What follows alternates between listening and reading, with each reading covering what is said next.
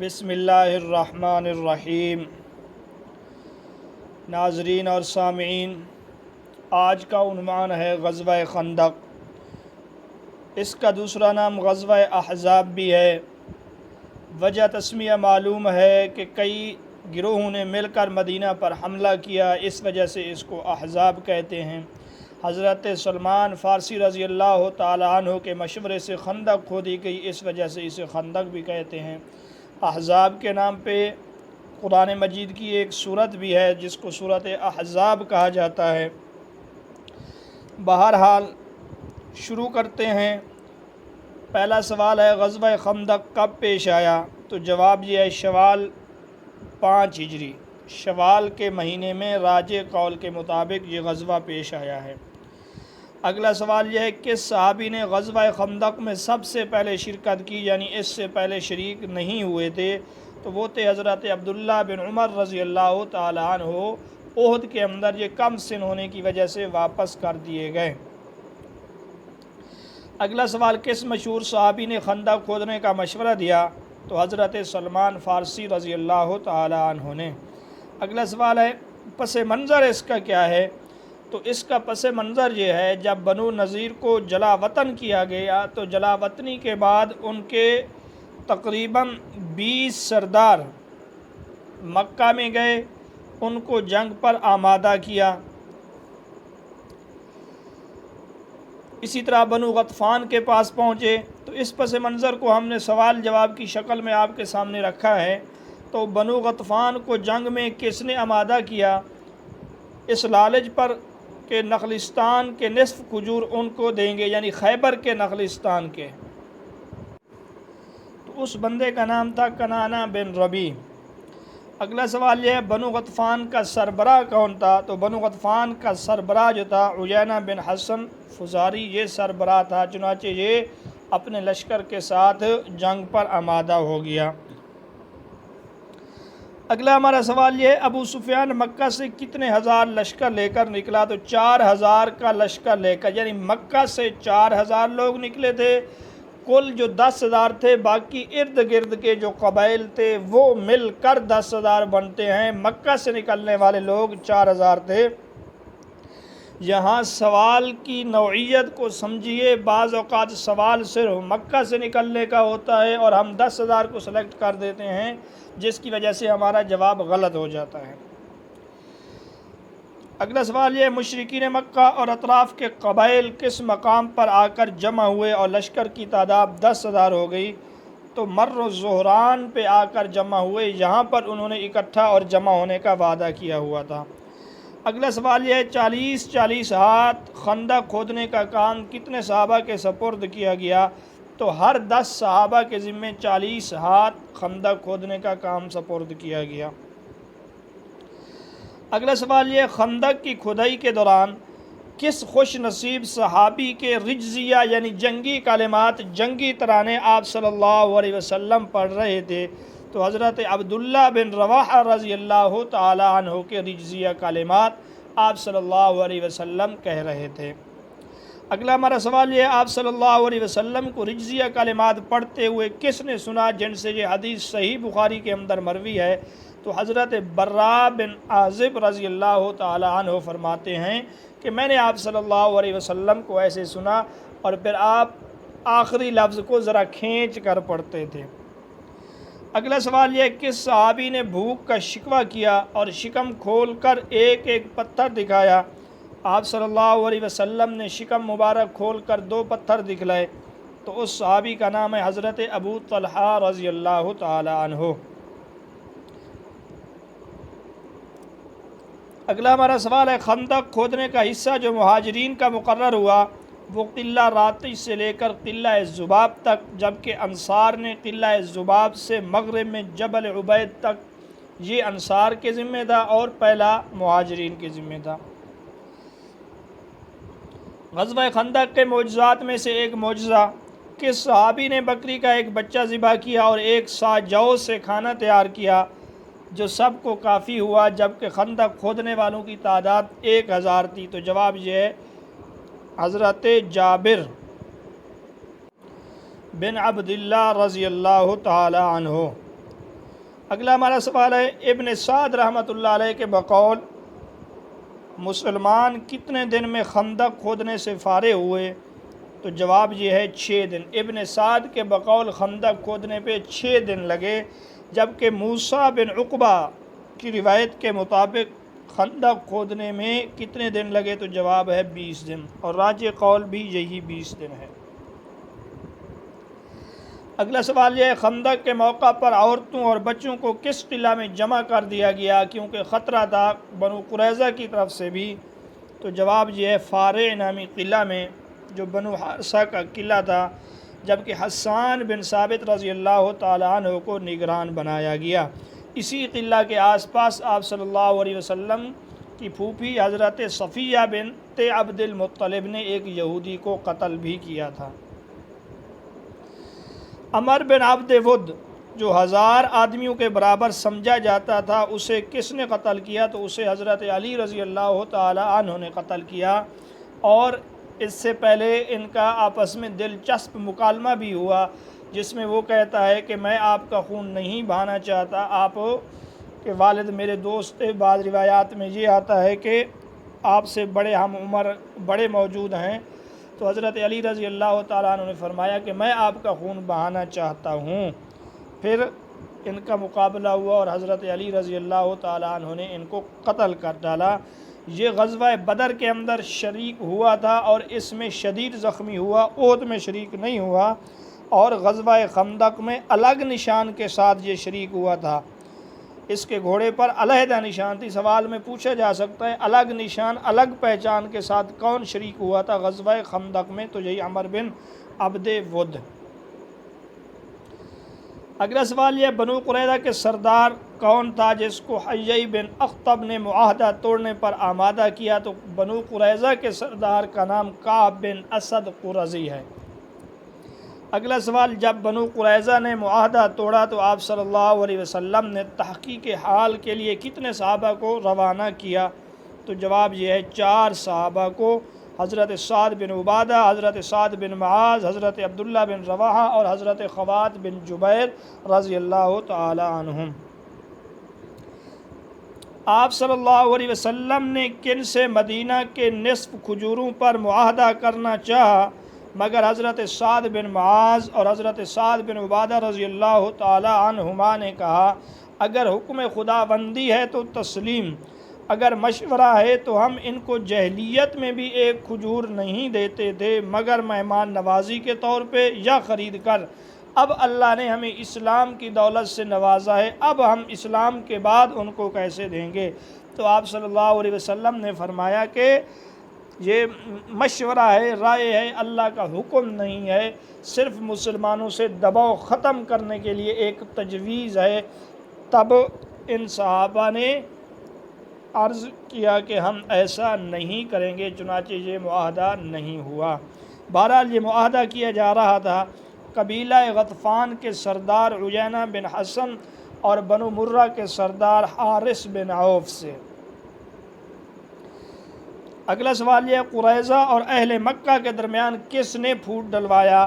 تو ان کا نام ہے حضرت نعیم بن مسعود رضی اللہ تعالی عنہ۔ یہ اسی وقت نئے نئے مسلمان ہوئے تھے۔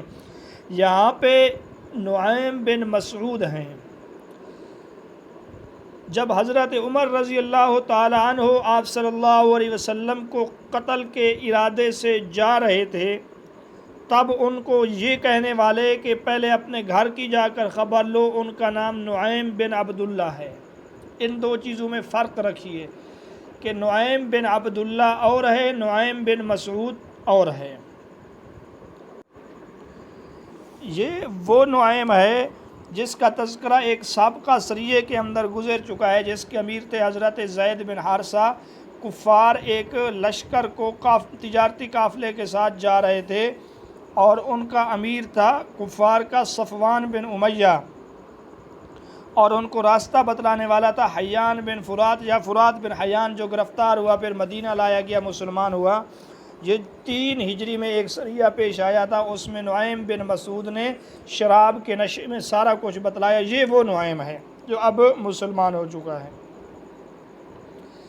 اگلا سوال یہ قریش کی مخبری کے لیے آپ صلی اللہ علیہ وسلم نے کس کو بھیجا؟ تو حضرت حذیفہ بن یمان رضی اللہ تعالی عنہ کو آپ صلی اللہ علیہ وسلم نے جاسوس بنا کر بھیجا۔ اگلا سوال کفار نے کس کی لاش کے بدلے میں 10,000 درہم دینے کی پیشکش کی؟ آپ صلی اللہ علیہ وسلم نے فرمایا اس کو لے جاؤ، یہ بھی ناپاک اور خبیث، اللہ کی لعنت ہو اس پر بھی، اس کی دیت پر بھی۔ تو وہ شخص تھا نوفل بن عبداللہ، یہ خندق کو عبور کر کے آیا تھا، پھر بھاگ گیا اور اس کا گھوڑا خندق کے اندر گرا، یہ بھی، اور مسلمانوں نے اوپر سے پتھر اس کے اوپر مارے۔ تو کہتے ہیں اس نے کہا اس سے تو بہتر یہ ہے کہ مجھے مار ڈالو، قتل کر ڈالو۔ تو روایات دو قسم کی ہیں، ایک روایت کے مطابق حضرت علی رضی اللہ تعالیٰ عنہ نے خندق میں اتر کر اسے قتل کر دیا، اور ایک روایت کے مطابق حضرت زبیر نے۔ خندق کے موقع پر کتنی نمازیں قضا ہوئیں؟ تو سیرت مصطفیٰ کے اندر ہے مسلمانوں کی 4 نمازیں خندق کے موقع پر قضا ہوئیں۔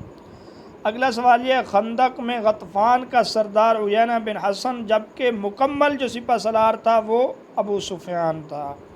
خندق میں کفار کے پاس 300 گھوڑے تھے۔ خندق میں قریش کا علم بردار جو تھا عثمان بن ابی طلحہ، اس کو مجبی کہا جاتا تھا، یعنی نگہبان، کیونکہ یہ کعبہ کے محافظ اور خادم تھے تو علم برداروں کو مجبی بھی کہا جاتا تھا۔ اگلا سوال یہ آپ صلی اللہ علیہ وسلم نے احمق مطاع کا لقب کسے دیا؟ تو عیینہ بن حصن کو احمق مطاع کا لقب دیا کیونکہ یہ بڑا بد مزاج اکھڑ پن قسم کا بندہ تھا، اور اس کے قبیلے والے اس کی بات کے اوپر لبیک کہتے تھے، ہر وقت اس کی بات ماننے کے لیے تیار ہوتے تھے۔ تو آپ صلی اللہ علیہ وسلم نے فرمایا یہ ہے تو احمق لیکن مطاع، یعنی اس کی بات مانی جاتی ہے، تو احمق مطاع کا لقب دیا ان کو۔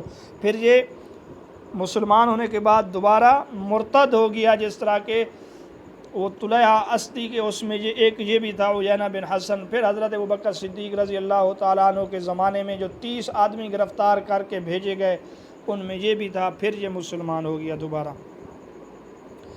غزوہ خندق میں بنو مرہ کے 400 لوگ تھے جبکہ ان کا سردار حارث بن عوف تھا۔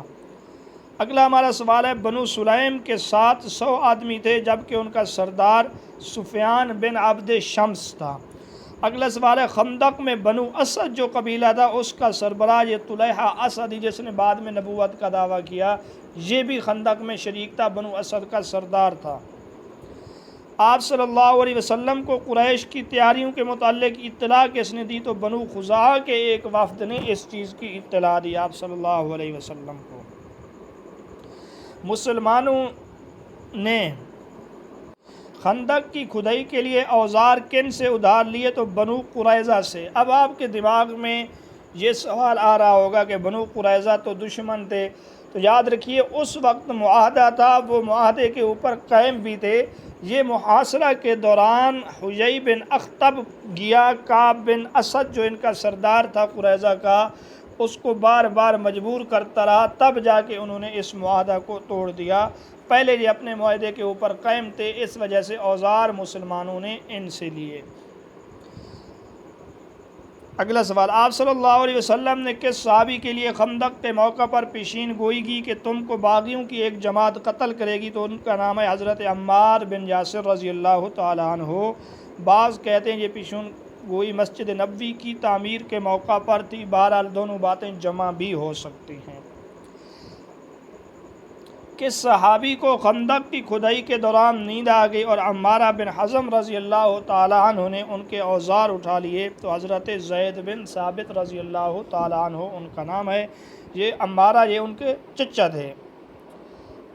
اور غزوہ تبوک کے موقع پر آپ صلی اللہ علیہ وسلم نے حضرت عمارہ سے علم لے کر حضرت زید رضی اللہ تعالیٰ عنہ کو دیا، تو یہ آپ صلی اللہ علیہ وسلم کی خدمت میں حاضر ہوئے اور عرض کیا کہ ہم سے کوئی غلطی ہو گئی، آپ کوئی ناراضگی یا کوئی گستاخی ہو گئی، آپ نے علم لے کر ان کو دیا۔ آپ صلی اللہ علیہ وسلم نے فرمایا نہیں، بلکہ زید تم سے زیادہ قرآن جانتے ہیں، اس وجہ سے میں نے ان کو علم دیا ہے۔ اگلا سوال یہ، دوران کھدائی ایک سخت پتھر آیا، وہ کسی سے نہیں ٹوٹ رہا تھا، آپ صلی اللہ علیہ وسلم کو اس کے متعلق کس نے بتلایا؟ تو حضرت سلمان فارسی رضی اللہ تعالیٰ عنہ۔ یہ آیا بھی انہی کے حصے میں تھا، یعنی جتنا حصہ ان کی کھدائی کا مقرر ہوا تھا یہ پتھر اور چٹان ان کے حصے میں آیا تھا۔ آپ صلی اللہ علیہ وسلم نے کدال لے کر پہلی ضرب لگائی تو ایک چنگاری نکلی۔ اس موقع پر آپ صلی اللہ علیہ وسلم نے خوشخبری دی، شام کی فتح کی، کہ ملک شام کی فتح اور کنجیاں میرے حوالے کی گئیں۔ دوسرے ضرب پر آپ نے فارس کی خوشخبری سنائی۔ تیسرے ضرب پر یمن کی فتح کی خوشخبری آپ صلی اللہ علیہ وسلم نے سنائی۔ اگلا سوال یہ، اس موقع پر کس منافق نے کہا یمن اور فارس شام کی حکومتیں اپنے دوستوں کو دے رہے ہیں، لیکن ہم تو دیکھتے ہیں کہ وہ مدینہ کے اندر بھی اب نہیں رہ سکتے؟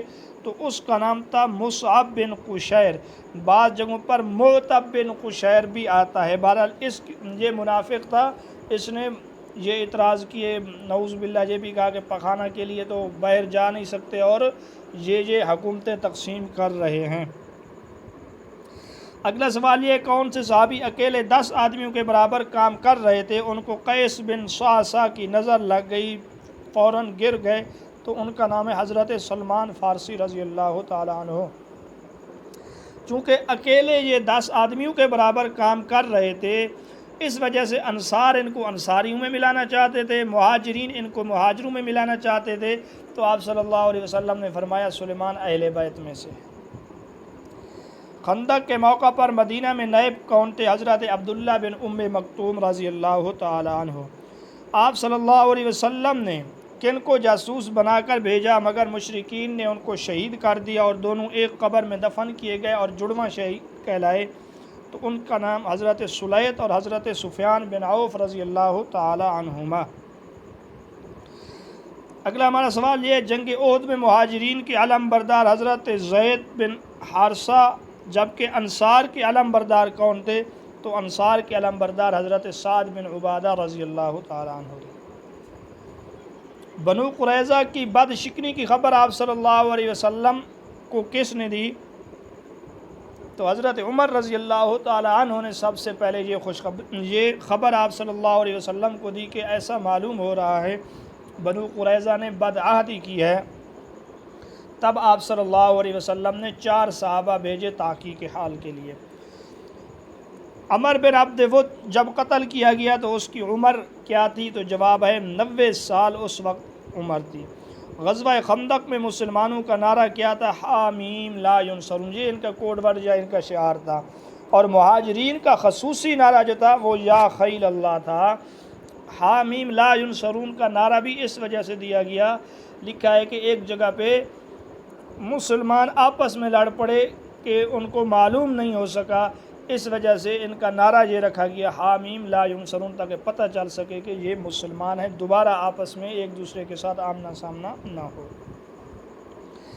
حیی بن اخطب نے سامان رست کے کتنے اونٹ قریش کی طرف روانہ کیے؟ ابھی راستے میں وہ اونٹ آ رہے تھے کہ مسلمان انصاروں کی ایک جماعت نے ان کے اوپر قبضہ کر لیا۔